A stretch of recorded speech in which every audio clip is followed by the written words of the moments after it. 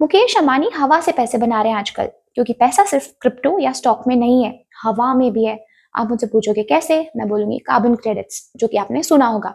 लेकिन ये कैसे काम करता है और अंबानी जी इसमें कैसे इंडिया को वर्ल्ड मैप पे ला रहे हैं, ये मैं आपको बताऊंगी।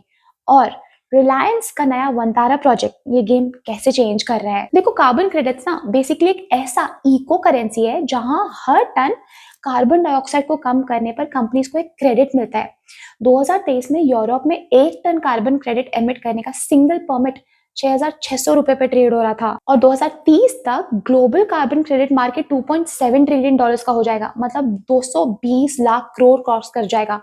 लेकिन इंडिया ना अभी से वार्म अप चल रहा है, इसका गेम अभी शुरू होना बाकी है। देखो, मुकेश अंबानी के पास इंडिया की सबसे बड़ी एनर्जी नेटवर्क है, उनके पास बिलियंस की ग्रीन इंफ्रा पाइपलाइन है, पॉलिटिकल दोस्ती है, पैसा है, स्केल है, मसल है, सब कुछ तो है। तो अंबानी अगर रिलायंस को नेट जीरो बनाते हैं, मतलब कार्बन क्रेडिट्स खरीदते हैं, बेचते हैं, मैनेज करते हैं, तो वो सिर्फ पोल्यूशन कम नहीं कर रहे, वो लीगली अपने लिए मनी प्रिंटिंग मशीन खोल रहे हैं। देखो, टाटा ने एक बहुत बड़ा सोलर प्लांट बनाया था, जिसमें उन्होंने 10,000 टन कार्बन डाइऑक्साइड काट दिए थे एनवायरनमेंट से, और फिर उन्होंने कार्बन क्रेडिट्स वेरीफाई करा लिए थे।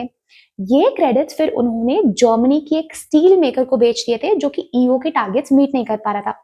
अब टाटा ने ये डील में 6.5 करोड़ कमा लिए, सिर्फ क्लीन रहने के लिए। अब असली ट्विस्ट, रिलायंस वंतारा, ये इनिशिएटिव ना सिर्फ एनिमल्स या फॉरेस्ट बचाने का प्रोजेक्ट नहीं है, ये एक स्मार्ट बिजनेस मॉडल है।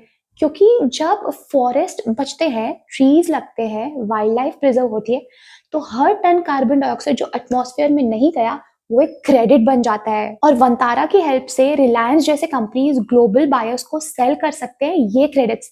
मतलब दुनिया भर की डर्टी इंडस्ट्री इंडिया को पेमेंट भेज रही है, ताकि उनका क्लाइमेट स्कोर सही हो जाए। तो अंबानी की लेगेसी अब सिर्फ रिफाइनरी या टेलीकॉम नहीं है, अब सस्टेनेबिलिटी भी है।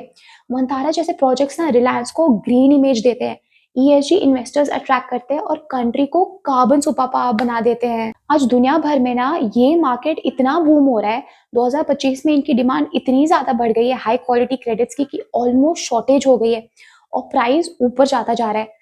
पहले ये सिर्फ यूरोप, अमेरिका ऐसे बड़े कंट्रीज में था, अब इंडिया भी इस रेस में शामिल है। तो यही है असली पैसा हवा में। इंडिया अभी बस लाइनअप में है, लेकिन जब अंबानी, टाटा, अदानी जैसे बड़े बड़े लोग गेम में पूरा पिच पर उतरेंगे ना, बात करीब ट्रिलियन डॉलर की होने वाली है।